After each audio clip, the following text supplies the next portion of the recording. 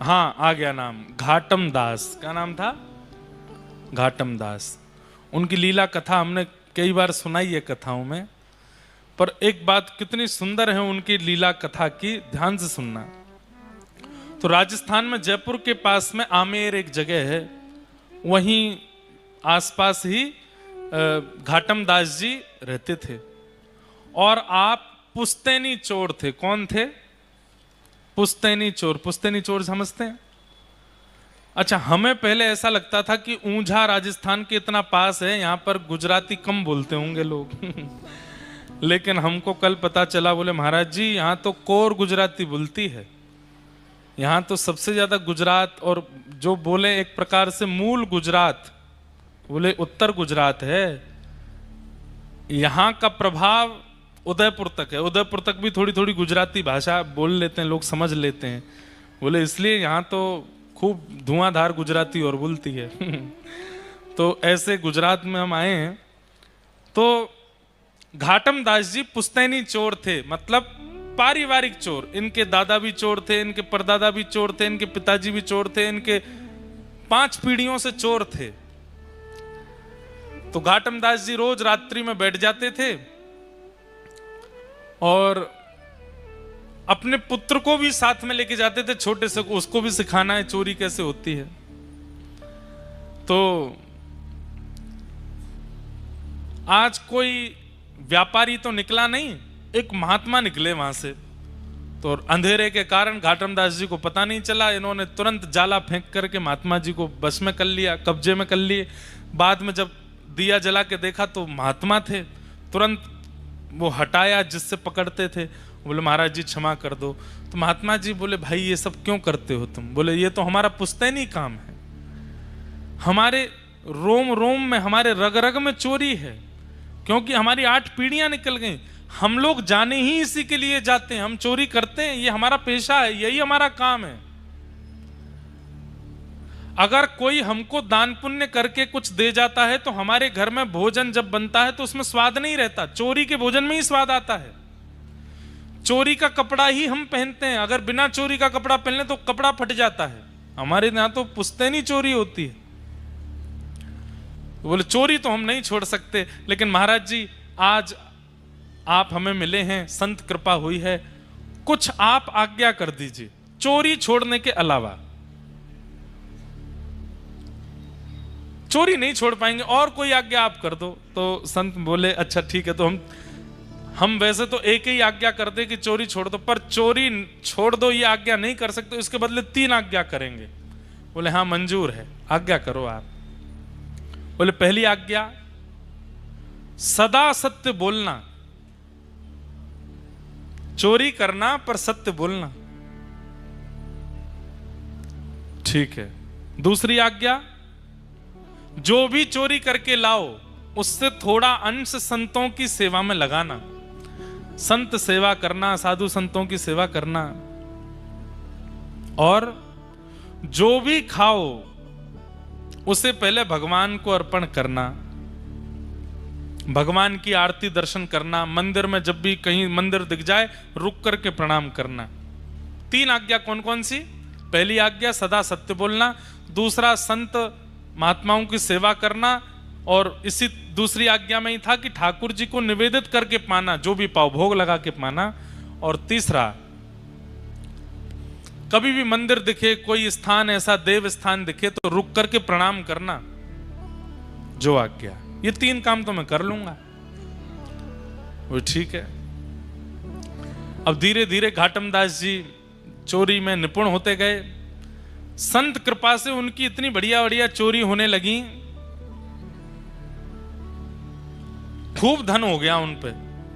अब वो तो महाराज गुरुजी के आश्रम में जाते, भंडारा कराते, गुरुजी का आश्रम भी बनवा दिया, सब कुछ कर दिया उन्होंने। लेकिन एक दिन उनके मन में आ गया, बताइए गुरुजी की कृपा से मुझे सब कुछ प्राप्त हो गया, आज तक मैं पकड़ा भी नहीं गया, पर गुरुजी की जो प्रथम आज्ञा थी, सबसे पहली आज्ञा जिसके लिए मैंने मना किया, वही मैंने मना कर दिया कि मुझे मत आज्ञा करो, क्यों ना मैं चोरी छोड़ दूं।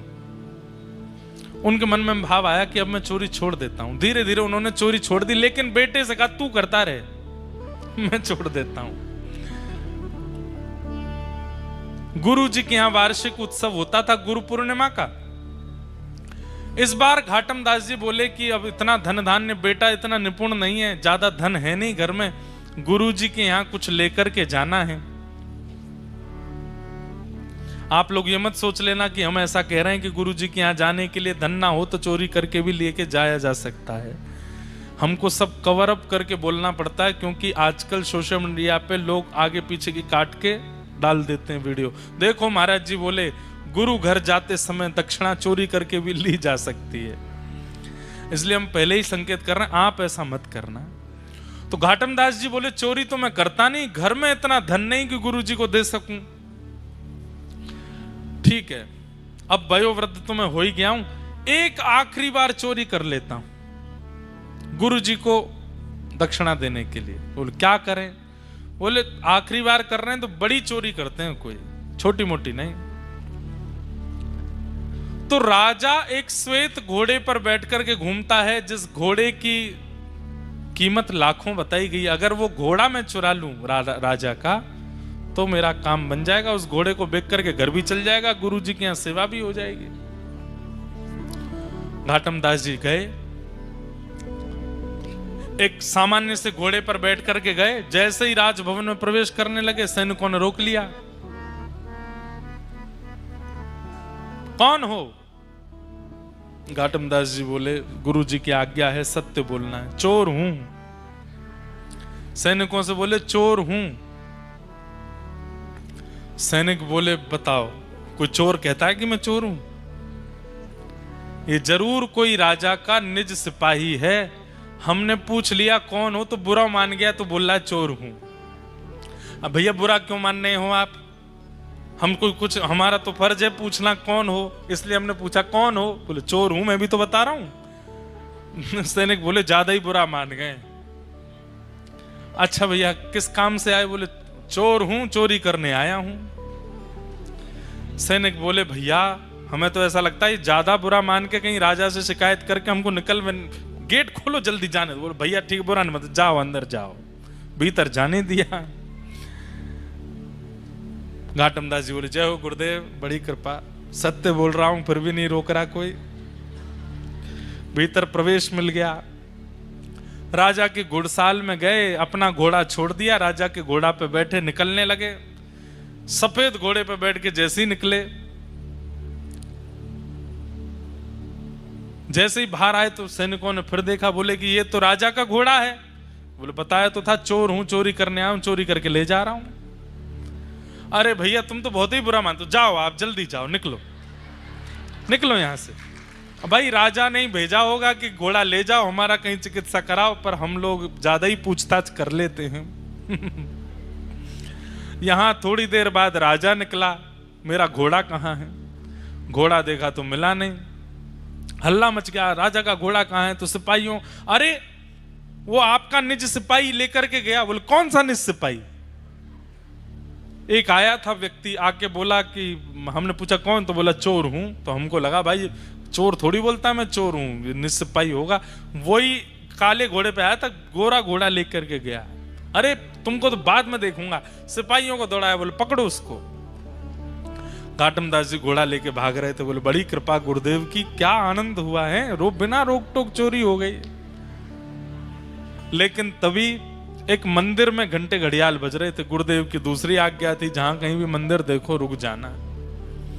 घाटम दास जी तुरंत रुक गए, बिल्कुल मन में चिंतन ही नहीं किया कि पीछे सैनिक आ रहे होंगे पकड़ लेंगे। गुरु की आज्ञा है, उसका पालन करना है। अपना घोड़ा बाहर बांध दिया। घाटम दास जी जैसे ही अंदर गए पूजा अर्चना करने, आहा गुरु आज्ञा का ऐसा फल, वो गोरा घोड़ा काला पड़ गया अपने आप ही। और यहां सैनिक आए, सैनिक देख करके एक बार तो आगे भग गए, फिर देखा, बोले कि ये घोड़े की कद काठी मुखमंडल तो वैसा ही है, लेकिन ये काला कैसे हो गया? अंदर देखा तो घाटम दास जी परिक्रमा कर रहे थे मंदिर की। बोलो यही तो है वो चोर। पकड़ लिया सैनिकों ने। बोले तुम ही आए थे राजभवन में? बोले हाँ जी। क्या करने आए थे? बोले मैंने बताया तो था चोरी करने आया था। राजा का घोड़ा चोरी करके भागा। अच्छा रुक क्यों गए? बोले गुरुदेव की आज्ञा थी, मंदिर कहीं भी देखो तो प्रणाम करना, इसलिए प्रणाम करना रुक गया। अच्छा सब चीज छोड़ो, ये वही घोड़ा है जो तुमने चोरी किया? बोले हाँ ये वही है। ये काला कैसे हो गया? बोले ये मुझे नहीं पता काला कैसे हो, मैंने तो गोरा घोड़ा ही चुराया था, काला कैसे बना ये मुझे नहीं पता। गुरु आज्ञा का ऐसा फल कि ठाकुर जी ने घोड़ा काला कर दिया, पकड़ करके राजा के सामने ले गए। घोड़े को देख करके राजा भी आश्चर्यचकित, ये घोड़ा तो वही है पर काला कैसे हुआ? तुमने जरूर इसके ऊपर कुछ रंग रोगन कराया। बोले महाराज इतनी जल्दी रंग रोगन, और मैं करा भी दूंगा रंग रोगन तो धो लो आप, निकल जाए रंग। तो खूब धोया, मांज दिया, लेकिन घोड़ा काला ही हो गया। राजा बोला एक तरीका है पता करने का कि ये वही घोड़ा है कि नहीं। बोले क्या? इसके जो सिर पर बाल हैं उनके बीच में एक मस्सा है, अगर वो मस्सा इसके हुआ तो ये वही घोड़ा है। बाल हटा करके देखा तो वो मस्सा भी निकला। सब आश्चर्यचकित रह गए, ये घोड़ा सुर्ख दूध जैसा गोरा था, ये काला कैसे पड़ गया? तब चोर ने कहा भगवान वैसे मैं चोरी छोड़ चुका था, अपने गुरुदेव सब बात बता दी। गुरुदेव के यहाँ दक्षिणा अर्पित करने के लिए धन चाहिए था तो धन मिला नहीं तो आपका घोड़ा चुरा लिया, पर गुरुदेव की आज्ञा मान करके सत्य बोलता हूँ, जहां भी मंदिर मिलता है प्रणाम करता हूँ, और जो भी कुछ मुझे प्राप्त होता है मैं सब ठाकुर जी को अर्पित करता हूँ। जब मैंने आपका घोड़ा चुराया तो गुरुदेव की आज्ञा से प्राप्त हुई वस्तु ठाकुर जी को अर्पित करता हूँ, तो मैंने घोड़े को भी निवेदित कर दिया था, हे राम जी आपको ये घोड़ा निवेदित करता हूँ। तो राम जी को गोरे पे बैठने का मन नहीं होगा, इसलिए राम जी ने ही इसको काला कर दिया है, उन्होंने ही इसको सांवला बना दिया है, इसलिए ये काला पड़ गया, इसलिए ये अब गोरा नहीं हो पाएगा। राजा की, चोर की उस बात को सुनकर के राजा परम प्रसन्न हो गया और घाटम दास जी को अपना महामंत्री बना दिया। घाटम दास जी जो चोर थे वो उस दिन महामंत्री बन गए और खूब सारा धन धान्य लेकर के गुरुदेव के पास गए और चरणों में प्रणाम करके कहा, हे गुरुदेव भगवान आपकी कृपा से देखिए ये घाटम चोर अब महामंत्री बन गया है, आपकी आज्ञा बस मान करके मैंने ये सब प्राप्त किया है। आहा।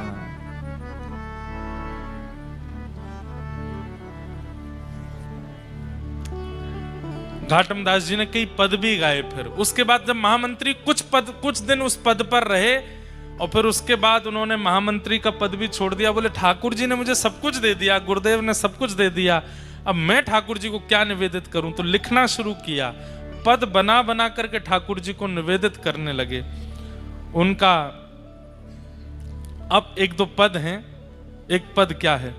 पहले तो मैं यूं ही खाता, पहले तो मैं ऐसे ही खाता था, अब तो ना कर खावा छू खावा छा,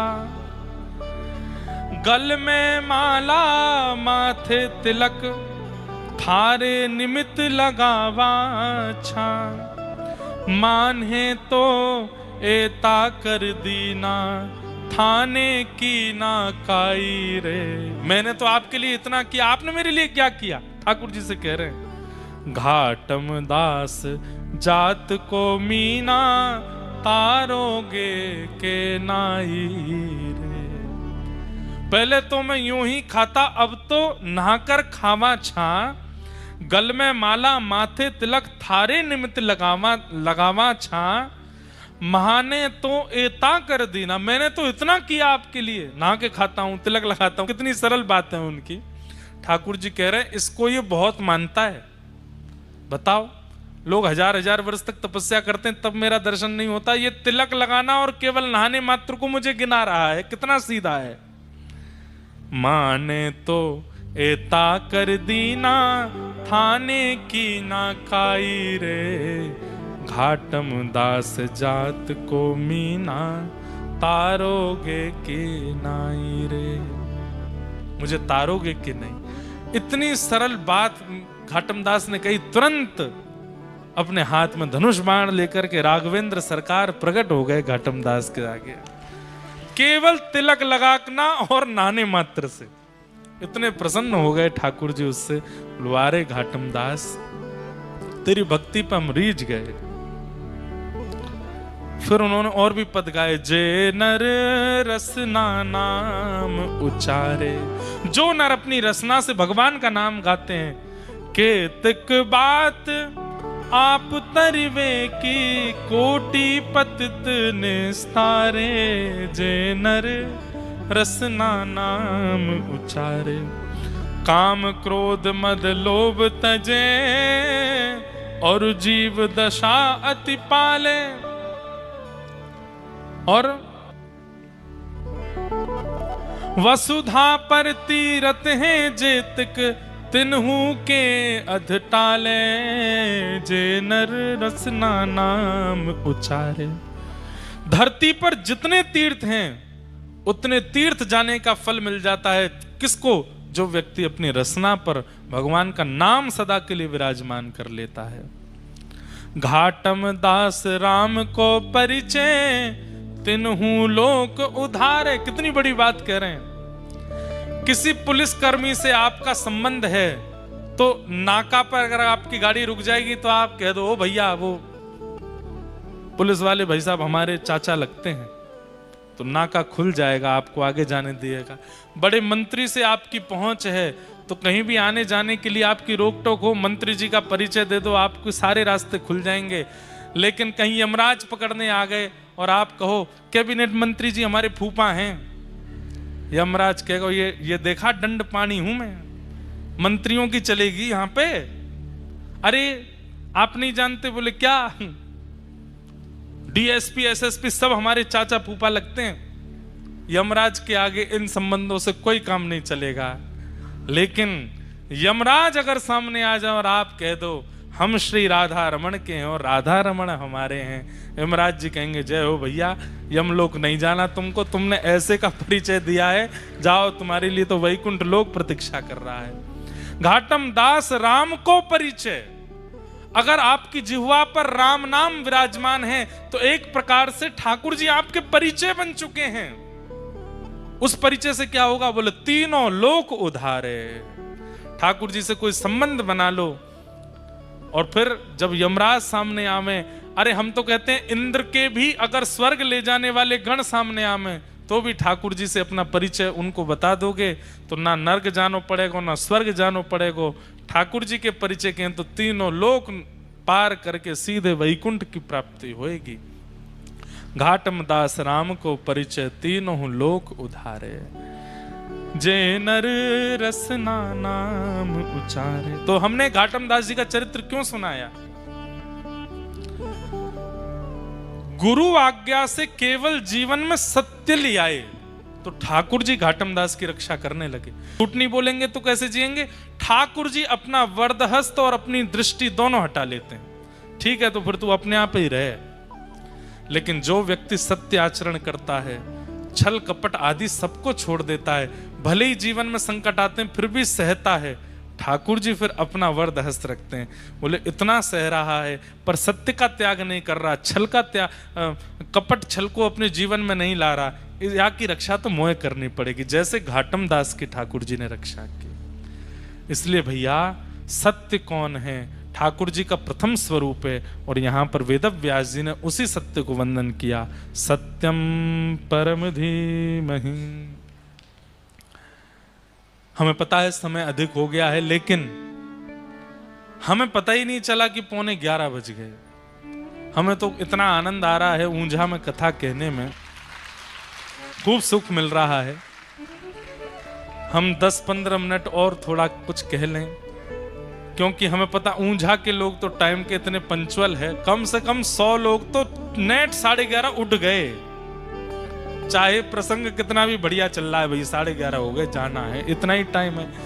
कथा का देखो एक स्वरूप है, अपने समय से अगर कथा पूरी हो जाए तो समझो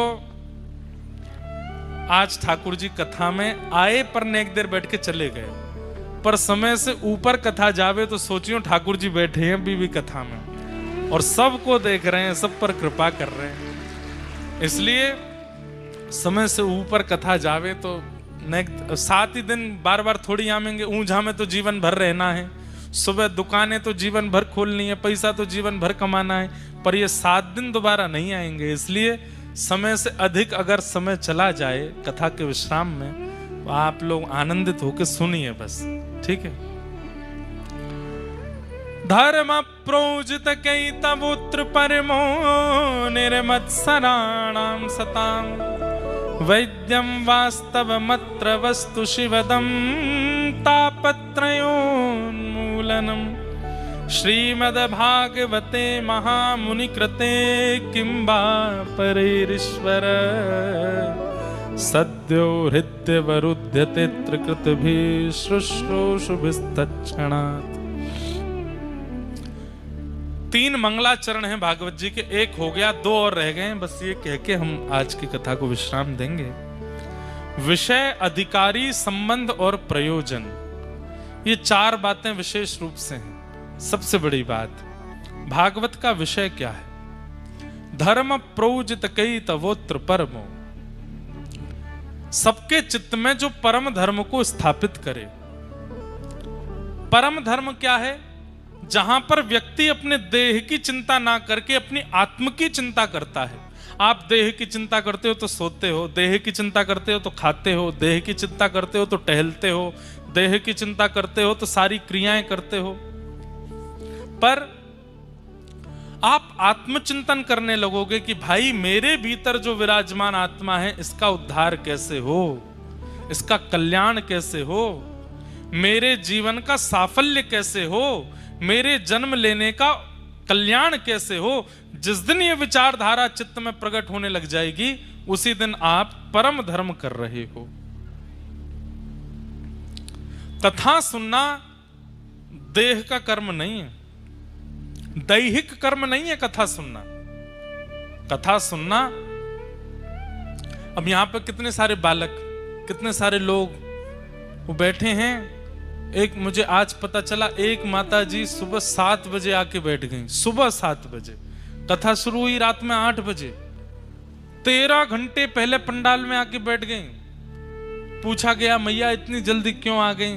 तो भावुक होकर के बोली हम सूरत से आए हैं, बहुत दूर से आए हैं, भीड़ बढ़ जाएगी तो बैठने की जगह नहीं मिलेगी, इसीलिए अभी से जगह पकड़ के बैठी हैं कि कहीं हमको बैठने को मिले।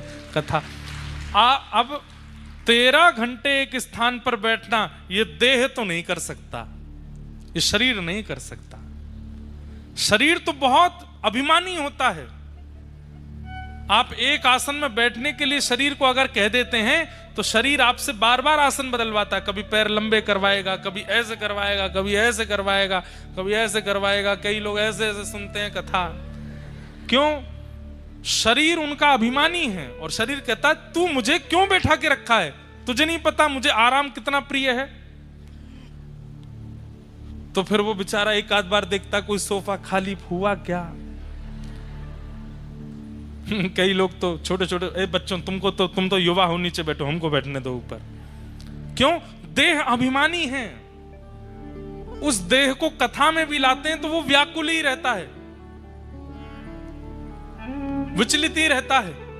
पर जो व्यक्ति देह से नहीं आया, अपने आत्म कल्याण के लिए आया है, चित्त से आया है, उसको एक कोना भी मिल जाएगा ना, बस स्वर आना चाहिए कान में, नेत्रों से दिख जाने चाहिए महाराज जी व्यासपीठ, बस वो वहीं से ही प्रसन्न है। कितने श्रोता ऐसे हैं, वो पिछले 2-2.5 साल से हमारी हर कथा सुन रहे हैं, मुझे हर कथा में दिख जाते हैं, पर कभी मिलने नहीं आते, कभी समीप नहीं आते, कभी फोटो नहीं खिंचाया होगा, कभी कुछ नहीं।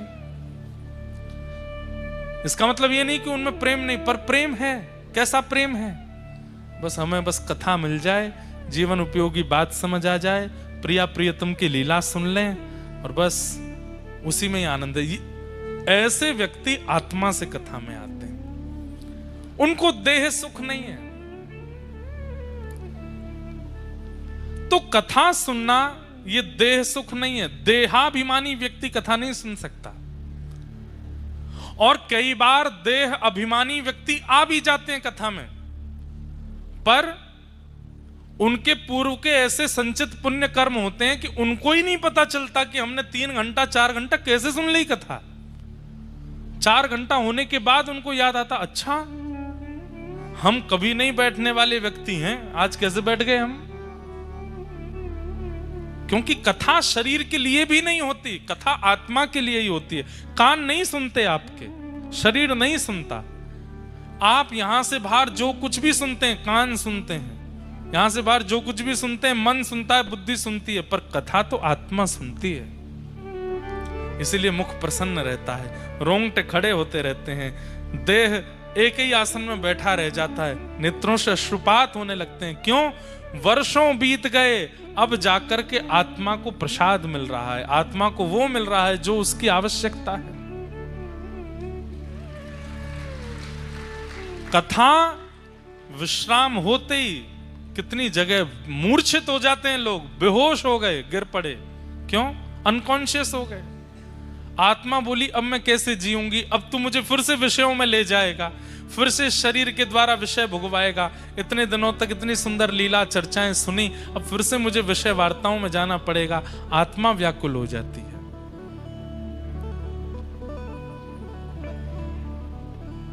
तो धर्म प्रोजित कई तवोत्र परमो, परम धर्म क्या है?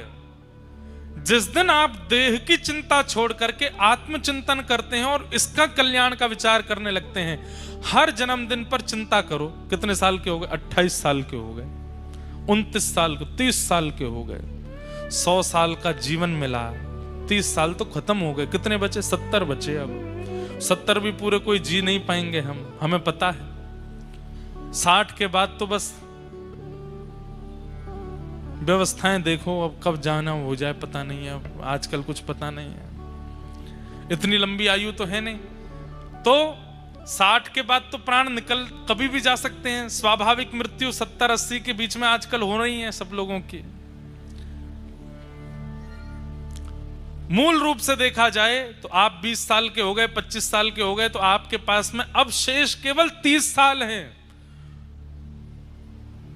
हजार सालों में जाकर के भगवान दर्शन नहीं देते। मेरे पास केवल 30 साल बचे हैं और मुझे भगवत प्राप्ति करनी है। इस देह में व्यवस्थित आत्मा का कल्याण करना है, उसको निवृत्त करना है ताकि वो पुनर्जन्म ना लेवे। आद्य गुरु शंकराचार्य भगवान कहते हैं मानव का एक ही उद्देश्य होना चाहिए, ऐसे कर्म करे कि दोबारा पृथ्वी पर ना आना पड़े। पुनरपि जननम पुनरपि मरणम पुनरपि जननी जठरे शयनम, बार बार मातृ गर्भ में आना, और क्या पता अगला जन्म कहां हो। इसलिए इसी जन्म में अब शेष जीवन जो है वो ठाकुर जी को अर्पित करके, भगवत कथा श्रवण करके, भगवत वार्ताओं में रह करके, भगवत जनों का संग करके, भगवत लीलानु कथा में अपने आप को ओतप्रोत करके व्यतीत करना है। ठाकुर जी श्याम सुंदर को हम प्राप्त हो जाएं। ये विचार जिस दिन आपके चित्त में आ जाए, उसी दिन आप धर्म से ऊपर उठ के अब परम धर्म कर रहे हो, क्योंकि अब आपको अपने अंदर विराजमान उस आत्मा की चिंता हो गई, उसके कल्याण का निवारण करना है। और भागवत धर्म से व्यक्ति को परम धर्म सिखाती है, मतलब देह सुख से आत्म सुख की ओर ले जाती है। इसीलिए भागवत का ये विषय है, धर्म प्रयोजित कई तवोत्र परमो। इसके लिए सबसे पहले त्याग क्या करना पड़ेगा कि आपके चित्त में आत्म कल्याण की भावना प्रकट हो जाए। उसके लिए सबसे पहला आपको क्या करना पड़ेगा? तो निर्मत्सराणाम सताम, दूसरे के सुख के प्रति जो आपके चित्त में ईर्ष्या होती है उसका त्याग करना पड़ेगा। किसी की भी उपलब्धि देखो, किसी के भी बारे में सुनो, किसी की भी प्रशंसा सुनो, सब सुन करके आपके चित्त में आना चाहिए तेरा मंगल मेरा मंगल सबका मंगल हो रे। हे ठाकुर जी आप सबका मंगल करो। मुझे बहुत प्रसन्नता है कि वो व्यक्ति करोड़ों कमा रहा है, मुझे बहुत प्रसन्नता है उसका ब्याह बहुत अच्छे घर में हो गया, मुझे बहुत प्रसन्नता है वो व्यक्ति उपलब्धियों को प्राप्त कर रहा है। अब मुझे ईर्ष्या नहीं होती किसी से कि मुझसे कोई आगे निकल गया ना, सबसे प्रसन्न हूं मैं। ये जीवन में जिस दिन स्थिति बन गई आपकी, उसी दिन आप आत्म कल्याण के मार्ग पर आ जाओगे। और जब तक ये प्रतिस्पर्धा लगी हुई है, इसको मुझसे ज्यादा कैसे मिल गया, ये मुझसे आगे कैसे गया, इसको ये कैसे हुआ, इसकी इतनी प्रशंसा मत करो, मैं जानता हूं अंदर से वो कैसा है, ये सब भावनाएं, ये आत्म कल्याण में बाधा है। यहां पर काम का नाम नहीं लिया, क्रोध का नाम नहीं लिया, लोभ का नाम नहीं लिया, यहां पर नाम लिया ईर्ष्या का। इसका मतलब क्या है? काम, क्रोध, लोभ से भी ज्यादा बड़ा दोष यदि कोई है तो वो ईर्ष्या है। और एक बात बोल दूं, पंडाल में बैठे हर व्यक्ति में, मुझमें भी किंचित ईर्ष्या तो है। इसीलिए ठाकुर जी से हम वंचित हैं। हम तो हर कथा कहने के बाद में अपने चित्त से कहते हैं कि ये ईर्ष्या दोष कम हो, ये दोष कम हो, और होता भी है। ठाकुर जी की कृपा से सत्य बता रहे हैं।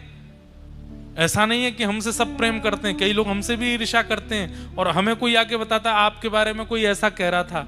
अब भगवत कृपा से उनमें भी गुण ही दिखते हैं। कोई बात नहीं, अच्छा है, सब प्रेम करने वाले हो जाएंगे। ज्यादा मीठा खाएंगे तो शुगर हो जाएगी। एक आध करेला भी जीवन में आना चाहिए, ऐसी भावना चित्त में आती है।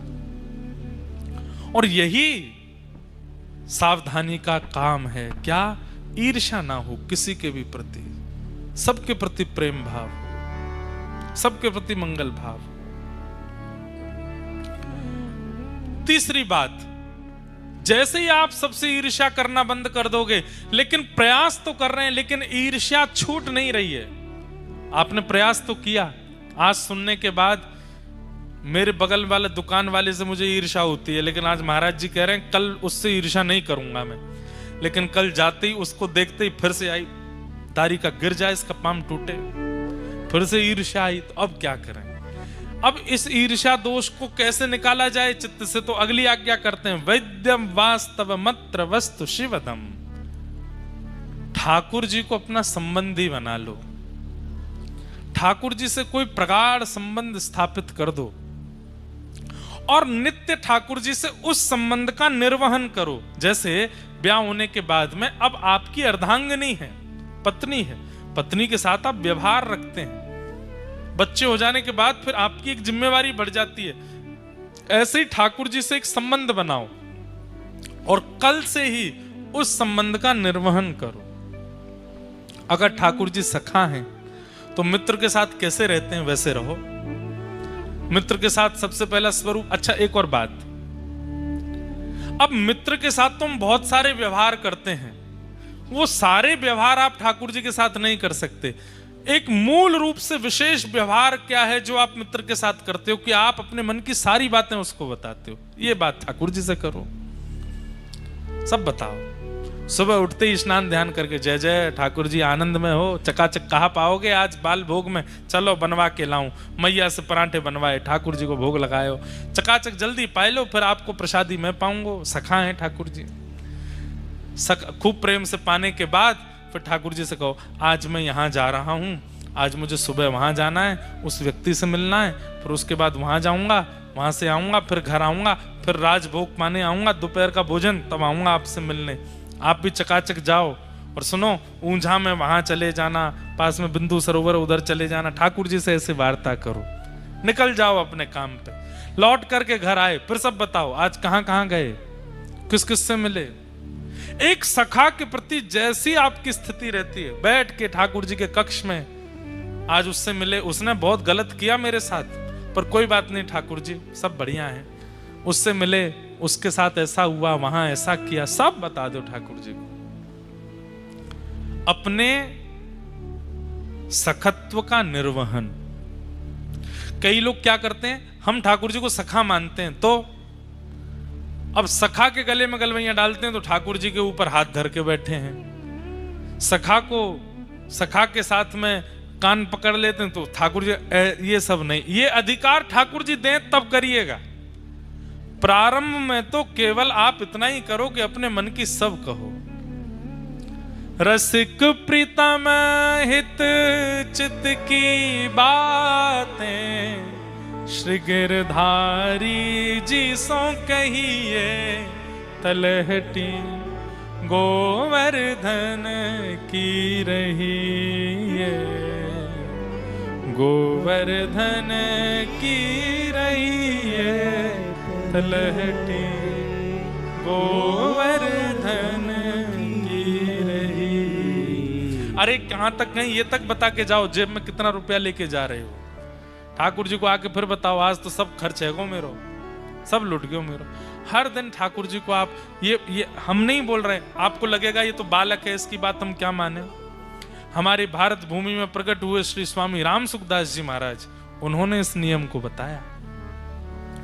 स्वामी जी श्री राम सुखदास जी महाराज कहते हैं, घर से निकलते से पहले ठाकुर जी से बात करके जाओ, घर में आने के बाद ठाकुर जी से बात करो, अपनी पूरी दिनचर्या बता दो ठाकुर जी को, किससे प्रेम हुआ, किससे बात हुई, किससे लड़ाई हुई, किससे झगड़ा हुआ, किससे क्या, सब बता दो। अब क्या है, आप सुबह बता करके गए हो ठाकुर जी को, तो ठाकुर जी को सब पता है कहां कहां जाने वाले हो, वहां वहां जो भी असद होने वाला है सब सद हो जाएगा, क्योंकि ठाकुर जी को पता है। ठाकुर जी, हम लोग कब याद करते हैं ठाकुर जी को, जब पेपर देने जा रहे होंगे तभी याद करते हैं, ठाकुर जी आज एग्जाम है बढ़िया करवा देना, आज हमारा एंट्रेंस है बढ़िया करवा देना, आज हमें देखने वाले आ रहे हैं पास करवा देना हमारा ब्याह पक्का करा देना, आज पहली बार लड़के वाले से मिलने जा रहे हैं, लड़के से मिलने जा रहे हैं। बस इन्हीं बातों में क्यों याद आते हैं ठाकुर जी, हर बात में याद। पानी पूरी खाने जा रहे हो, बता के जाओ ठाकुर जी पानी पूरी पाने जा, बाहर का आप तो पाते नहीं हो, हम पाके आएंगे, घर पे किसी दिन आपके लिए बनवा देंगे। अरे ये छोटी सी भक्ति का स्वरूप है, यहीं से प्रारंभ करो, ठाकुर जी से संबंध बना लो। इससे होगा क्या, आपके चित्त में जितने भी दोष है ना, धीरे धीरे ठाकुर जी उनको नष्ट करने लगेंगे। जैसे आपने ठाकुर जी से कहा, एक मेरा मित्र है उससे कल मेरी लड़ाई हो गई, आज मैं जा रहा हूं उसको जवाब दे के आऊंगा, तो जैसे ही आप क्रोध में ठाकुर जी को बताओगे कि मैं उससे लड़ने जा रहा हूं, तो ठाकुर जी चित्त में शीतलता ले आएंगे। आप सोच के तो जाओगे कि मैं बहुत क्रोध करूंगा, लेकिन जैसे ही उसके समीप पहुंचोगे, कहां छूमंतर हो जाएगा क्रोध, नहीं कर पाओगे उतना, जो क्योंकि पहले आपको जो क्रोध करना था उससे आप अपना सर्वनाश करते, लेकिन अब ठाकुर जी को बता के गए तो वो क्रोध भी ठाकुर जी ने इतना कर दिया कि अब क्रोध आएगा नहीं। हर बात ठाकुर जी को बता के जाओ। अब इसमें एक बात और होगी, जैसे छल करते हैं हम, कपट करते हैं, अब छल कपट की बातें आप ठाकुर जी के सामने जब कहने जाओगे ना, तो आपकी जीभ कांपेगी। मैं ठाकुर जी से कैसे कहूं कि मैं किसी का अधिकार मारने जा रहा हूं, मैं ठाकुर जी को कैसे बताऊं मैं किसी को धोखा देने जा रहा हूं। लेकिन महाराज जी ने कहा सब बताना है, तो आप ठाकुर जी के सामने जब बोलोगे ना, नेत्रों से अश्रु निकल आएंगे, और ठाकुर जी उसी समय आपके मन को परिवर्तित कर देंगे कि मत करो छल, मत करो कपट, ज्यादा से ज्यादा करोड़ों का नुकसान ही तो होगा, रोटियां बंद नहीं होंगी तुम्हारी, मत करो छल कपट, रोक देंगे ठाकुर जी। अपनी हर स्थिति ठाकुर जी को बताओ। संबंध बनाने से क्या होगा, चित्त में जो दोष प्रकट होते हैं वो दोष नष्ट हो जाएंगे, उसमें ईर्ष्या दोष भी नष्ट हो जाएगा। वैद्यम वास्तव मत्र वस्तु शिवदम। और फिर इसका दूसरा फायदा क्या होगा, तो कहते हैं तापत्रयोन्मूलनम। जीवन में जितने भी ताप संताप हैं, धीरे धीरे धीरे धीरे ताप संताप तो जो प्रारब्ध में है वो आएंगे, पर उनसे होने वाली पीड़ा आपको नहीं सताएगी, आप उसमें प्रसन्न रहने लग जाओगे, उसमें आनंदित होने लग जाओगे। श्रीमद् भागवते महामुनि कृते किंबा परैरीश्वर सद्यो हृद्यवरुध्यते त्रिकृतभिः शुश्रूषुभिस्तत्क्षणात् निगम कल्पतरोर्गलितं फलं सुखमुखादमृतद्रव संयुतं पिबत भागवतं रसमालयं मुहुरहो रसिका भुवि भावुका।